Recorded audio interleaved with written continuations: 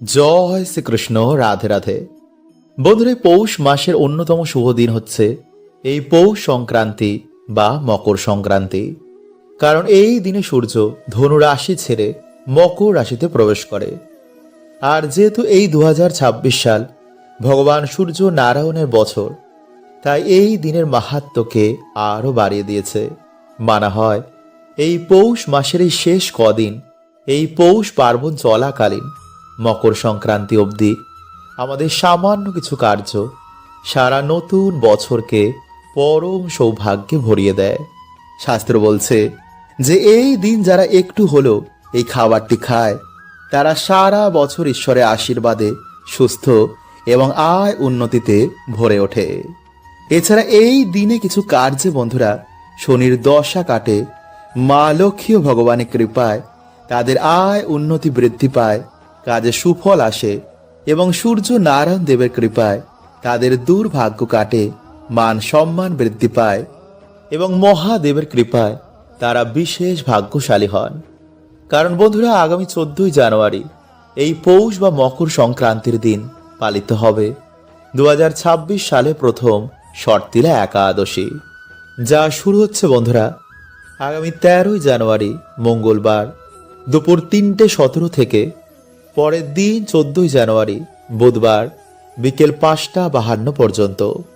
ফলে উদয়া তিথি অনুসারে আগামী 14ই জানুয়ারি পৌষ সংক্রান্তির দিন বা মকর সংক্রান্তির দিন অনুষ্ঠিত হবে 2026 সালের প্রথম এই শর্তিলা একাদশী। এবং পারণের শুভ সময় হচ্ছে পরের দিন 15ই জানুয়ারি বৃহস্পতিবার সকাল 6:19 থেকে সকাল 8:30 পর্যন্ত। তাই এই দিনে বন্ধুরা আমাদের সামান্য কিছু কার্যে 2026 সালে ভগবান পরম সৌভাগ্যে ভরিয়ে দেন। যেমন এই দিনে সিঁদুরে এই সামান্য জিনিসটি মিশিয়ে দিলে নতুন বছরে তাদের আয় উন্নতি বাড়ে, পরিবারের কল্যাণ হয়। এবং সব থেকে গুরুত্বপূর্ণ হচ্ছে যেই সংক্রান্তির দিন তুলসী গাছে কোন সামান্য জিনিসটি বাদলে সেই ব্যক্তির পরিবার থেকে ভগবান বিষ্ণু এবং মা লক্ষ্মী তাদের দুঃখ দারিদ্রতা হরণ করে নেন।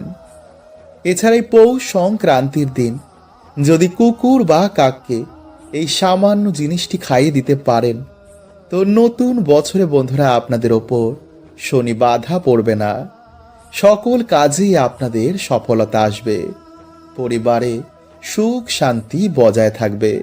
তাই এই দিনে আপনারা কি করবেন, কোন ভুলগুলো আপনারা ভুলেও করবেন না, এই দিনে কি আপনারা খাবেন, এই দিনে কি দান করা শ্রেষ্ঠ জানতে বন্ধুরা ভিডিওটি অবশ্যই কিন্তু পুরো দেখবেন। বন্ধুরা, বাঙালিদের একটি বিশেষ উৎসব হলো এই মকর সংক্রান্তি। পৌষ মাসের শেষে পালন করা হয় এই মকর সংক্রান্তি।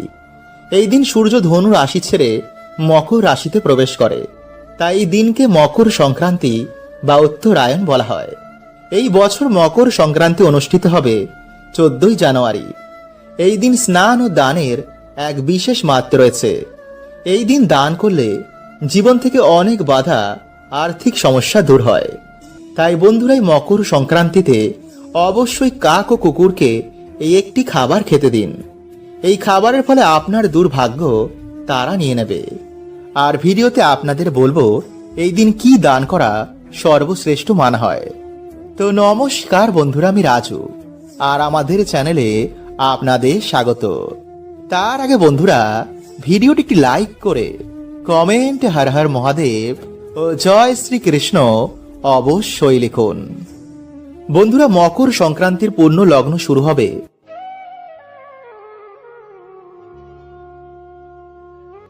তাই এই সময় যদি বন্ধুরা আপনারা নদীতে স্নান বা দান করেন, তো এর পুণ্যের ফল 3 গুণ বেশি পাওয়া যায়। তাই এই সময় বন্ধুরা আপনারা কাক বা কুকুরকে এই একটি খাবার খেতে দিন। এতে আপনার ওপর শনি কৃপা হবে। যদি শনির প্রকোপে আপনার জীবনে কোনো সমস্যা থাকে তাও দূর হবে। এছাড়া অসহায় প্রাণীদের সেবা করার জন্য আপনি পুণ্যের প্রাপ্তি করবেন। তাই অবশ্যই বন্ধুরা এই মকর সংক্রান্তিতে এই কাজটি করুন। এতে আপনাদের পরিবারে সুখ শান্তি ফিরে আসবে। বন্ধুরা, যার উপর শনির 7.5 লাগে তার জীবন তছনছ হয়ে যায়। তাকে 7.5 বছর নানা রকম সমস্যা ভোগ করতে হয়। তাই বন্ধুরা, কালকে আপনারা এই উপায়ের মাধ্যমে এই সমস্যা দূর করতে পারেন। নাম্বার 1, মকর সংক্রান্তিতে রান্নার প্রথম ভাত কাক বা কুকুরকে অর্পণ করুন। সকালে উঠে মাতা পিতা গুরুজনকে প্রণাম করুন। হনুমান চল্লিশা, দুর্গা চল্লিশা, শিব চল্লিশা ও গীতা পাঠ করুন। এতে আপনার জীবন থেকে শনির সাড়ে ম্যাজিকের মতন দূর হবে। নাম্বার 2, কালো কুকুর, কালো গরু, কাককে এই মকর সংক্রান্তির দিন রুটি ও গুড় খেতে দিন। এছাড়াও এই দিনে চাল, ঘি, দই, ময়দা দান করা খুবই উত্তম। এই দিন পারলে গঙ্গা স্নান করে দরিদ্র মানুষদের এগুলি দান করুন। এতে আপনার জীবন থেকে সকল বাধা ম্যাজিকের মতন দূর হবে, পূর্ণ হবে আপনার সকল মনস্কামনা। এছাড়াও কালো তিল, সাদা তিল, গুড় আপনারা দান করতে পারেন। এতে গ্রহদোষ, শনি মহারাজের বক্র দৃষ্টি দূর হয়, ফলে জীবনে নেমে আসে অপার সুখ শান্তি।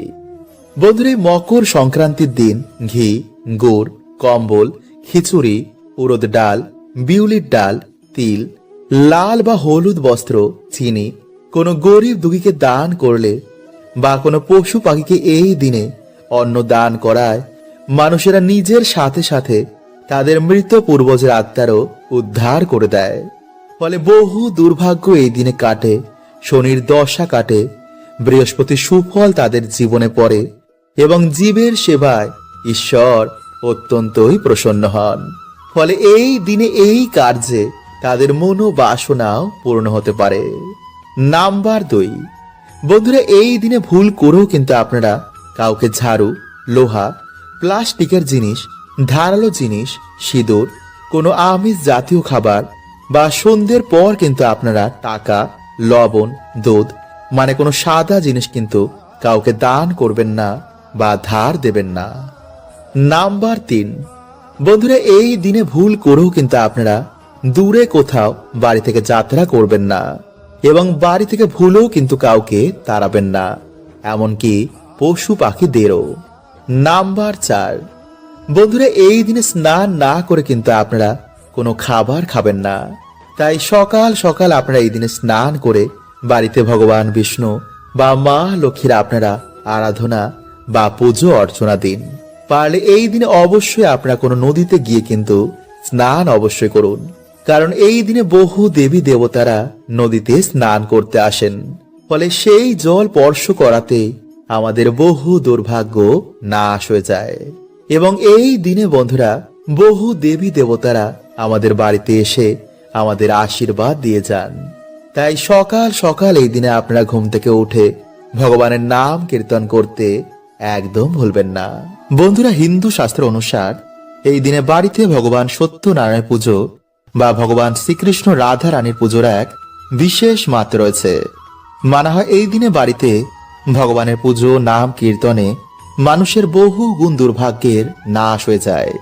তাই এই দিনে অন্তত আপনারা একটি আসনে বসে ওম নমো নারায়ণের নমঃ এই মন্ত্রটি আপনারা 108 বার জপ করবেন। বন্ধুরা, এই দিন আপনারা অবশ্যই কিন্তু বাড়িতে 2টো প্রদীপ ধরাবেন, একটি বাড়িতে ঘরের জন্য এবং একটি বাড়িতে তুলসী মঞ্চের জন্য। এরপর আপনারা বাড়িতে যেমন সন্ধ্যা আরতি করেন, যেমন তুলসী মঞ্চে প্রদীপ দেখান, যেমন মায়ের পাঁচালি করেন, সবকিছুই করবেন। এরপর আপনারা বাড়িতে কোনো কন্যা সন্তান বা যে কোনো কন্যা সন্তানকে আপনারা সেই ঠাকুর ঘরে একটি আসনে বসিয়ে আপনারা এই 3টি জিনিস তার হাতে তুলে দেবেন। আর তা হচ্ছে বন্ধুরা অন্ন, বস্ত্র ও চাল।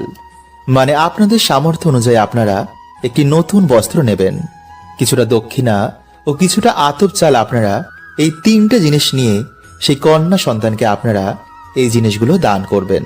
এবং যদি কোনো কারণে আপনারা এই নতুন বস্ত্র দিতে না পারেন, তো তার বদলে আপনারা সেই কন্যা সন্তানের কোনো প্রিয় জিনিস আপনারা তাকে সেই দিন দান করবেন। বন্ধুরা, এই দান করার সময় আপনারা অবশ্যই বলবেন, এসো মা লক্ষ্মী, বসো ঘরে, আমারই ঘরে থেকো মা আলো করে। বন্ধুরা, মানা হয় যে এই দিন এই দান সব থেকে বড় দানের মধ্যে অন্যতম।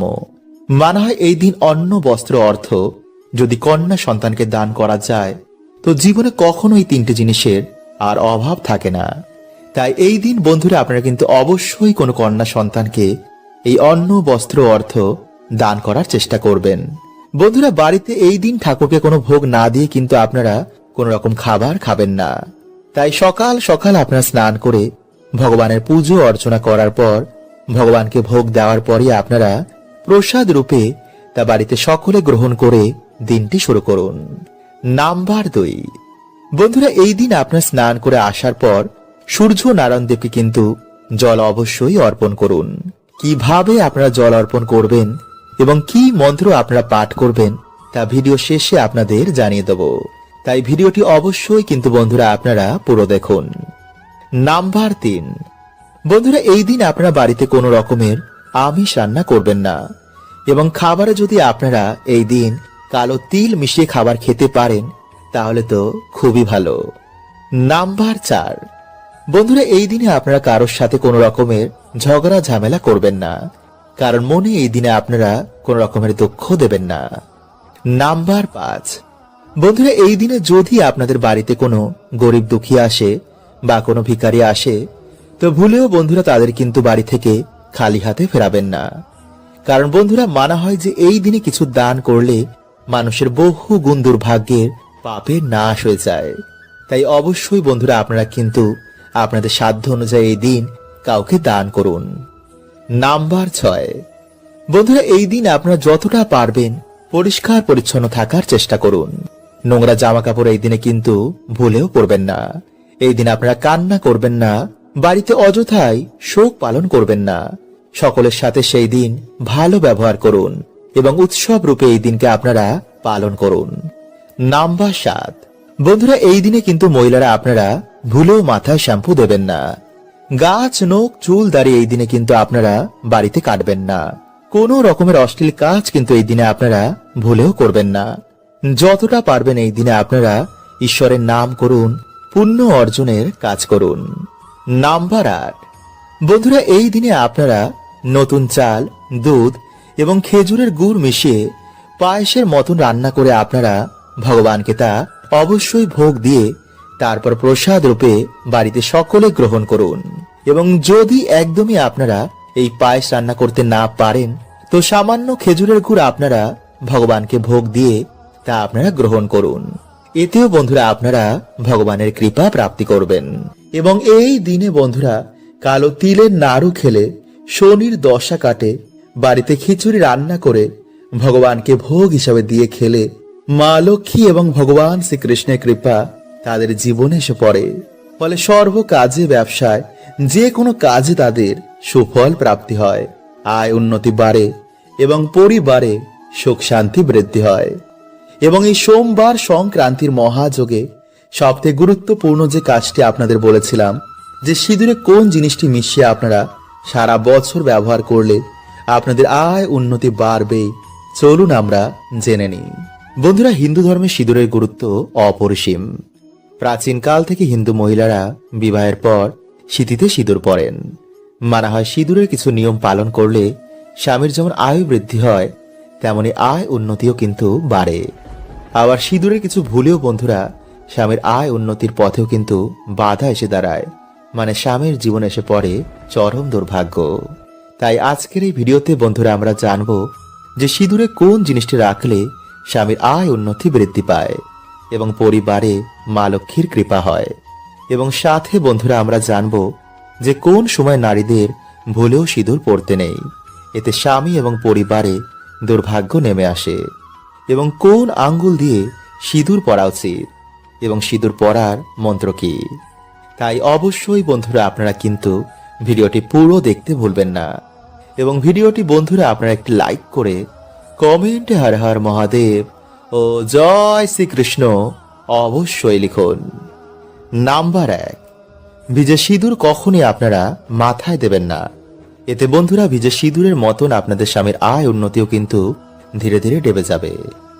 নাম্বার 2, সিঁদুর পরার মন্ত্র। বন্ধুরা বিভিন্ন জায়গায় সিঁদুর দেওয়ার বিভিন্ন মন্ত্র রয়েছে, যেমন কণ্ঠে ওম গোবিন্দায় নমঃ, কপালে ওম কেশবায় নমঃ এবং সিঁথিতে ওম কৃষ্ণায় নমঃ। নাম্বার 3, বন্ধুরা বর্তমানে অনেক নারী সিঁথিতে সিঁদুর দেয় না, এবং অনেকে তো ডান দিকে তো কেউ বাঁ দিকে দেয়। কেউ কেউ তো আবার সিঁদুরের জায়গায় অন্য কসমেটিক্স ব্যবহার করেন। কিন্তু বন্ধুরা, এমনটা করা কিন্তু মোটেও উচিত নয়। কারণ বন্ধুরা, সিঁদুর হচ্ছে মা লক্ষ্মীর প্রতীক। এটি স্বামীর কল্যাণের জন্য, বাড়িতে আয় উন্নতির জন্য, বাড়িতে মা লক্ষ্মীর বসবাসের জন্য আমাদের পরা উচিত। নাম্বার 4, কোনো দ্বিতীয় ব্যক্তির কেনা টাকায় কিন্তু আপনারা সিঁদুর পরবেন না, এবং নিজের সিঁদুর আপনারা কারোর সাথে শেয়ার করবেন না। এছাড়া আপনারা কোনো বিধবা মহিলাদের সামনেও কিন্তু সিঁদুর পরবেন না।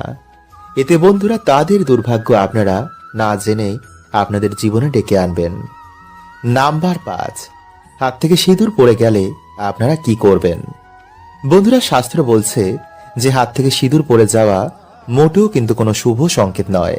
তাই এই সময় আপনারা একটু সাবধানে থাকবেন, এবং সেই সিঁদুরের ওপর আপনারা কিছুটা তেল ফেলে দেবেন, এবং কাপড় দিয়ে সেই তেল আপনারা সে সিঁদুর সমেত ভালো করে মুছে একটি গাছের গোড়ায় গিয়ে তারপর সে কাপড়টি ফেলে দেবেন, এবং মা লক্ষ্মীর কাছে আপনারা সেই কার্যের জন্য ক্ষমা চেয়ে নেবেন।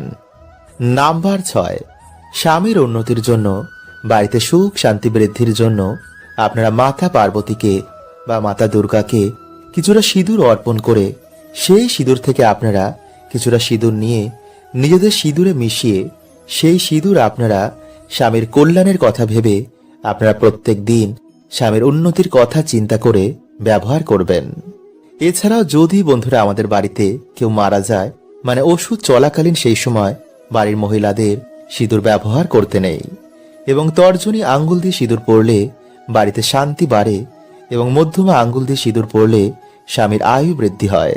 তাই চলুন বন্ধুরা, এবার আমরা জেনে নিই যে কালকের দিনে আপনারা তুলসী গাছের গোড়ায় কি বাঁধবেন, যাতে আপনাদের সকল মনোবাসনা পূর্ণ হয়।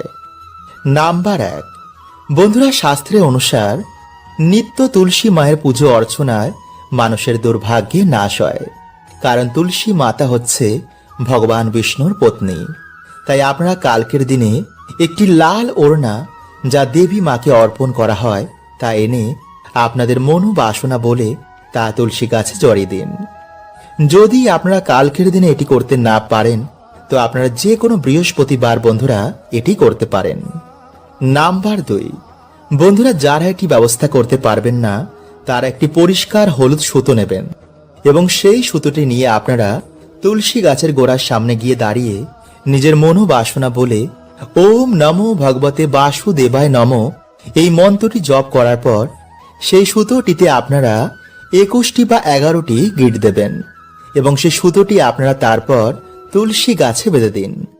যখন আপনাদের মনোবাসনা পূর্ণ হবে, তখন সে সুতোটি বন্ধুরা আপনারা খুলে কোনো জলাশয়ে ভাসিয়ে দেবেন।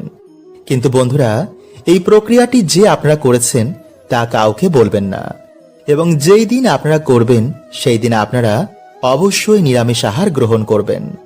কোনো রকমের মদ্যপান, নেশাভান সেই দিন আপনারা করবেন না।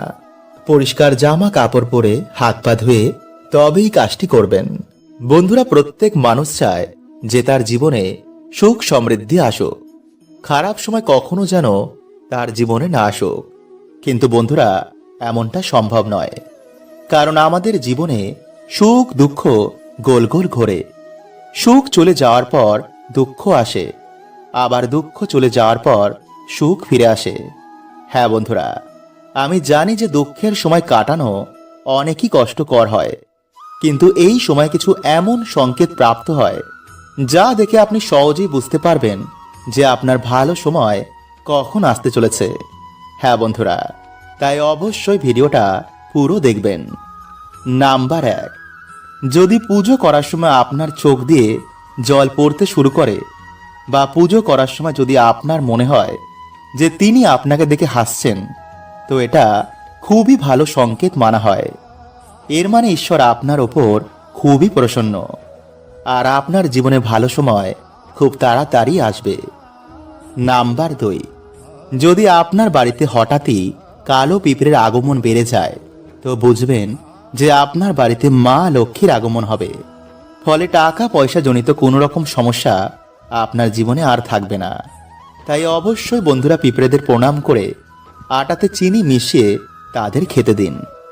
নাম্বার 3, যদি আপনার বাড়িতে বারবার কুকুর, বিড়াল, গরু, হনুমান এমন জীবের আসতে শুরু করে, বা যদি হনুমান এসে আপনার বাড়ি থেকে কোনো খাবার নিয়ে যায়, বা যদি গোমাতা এসে আপনার বাড়ির সামনে দাঁড়িয়ে পড়ে, বা যদি আপনার বাড়িতে কুকুর বিড়ালেরা বাচ্চা জন্ম দেয়, বা যদি চড়াই পাখি আপনার বাড়িতে বাসা বাঁধে, তো এটা খুবই ভালো সংকেত মানা হয়, কারণ আপনার বাড়িতে কোনো পজিটিভ এনার্জির বাস রয়েছে। এর কারণে এরা ছুটে ছুটে আপনার বাড়িতে চলে আসে।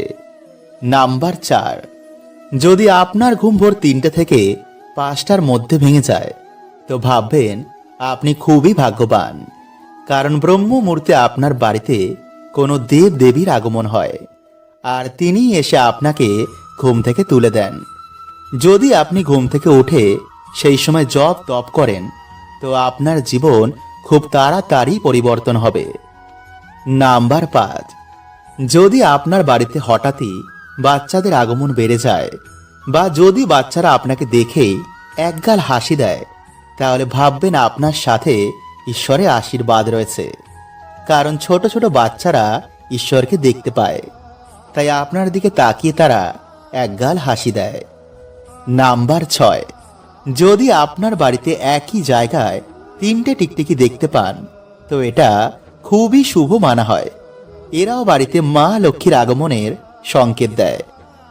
নাম্বার 7, যদি সকালে কোনো কাজে যাওয়ার সময় প্রায় দিনই কোনো বাছুরকে গোমাতার স্তন পান করতে দেখেন, বা যদি স্বপ্নে প্রায় দিনই কোনো দেব দেবীর আগমন হয়, তো ভাববেন আপনার জীবনে এবার ভালো সময় আসবে। হরে কৃষ্ণা। ওম নমঃ শিবায়।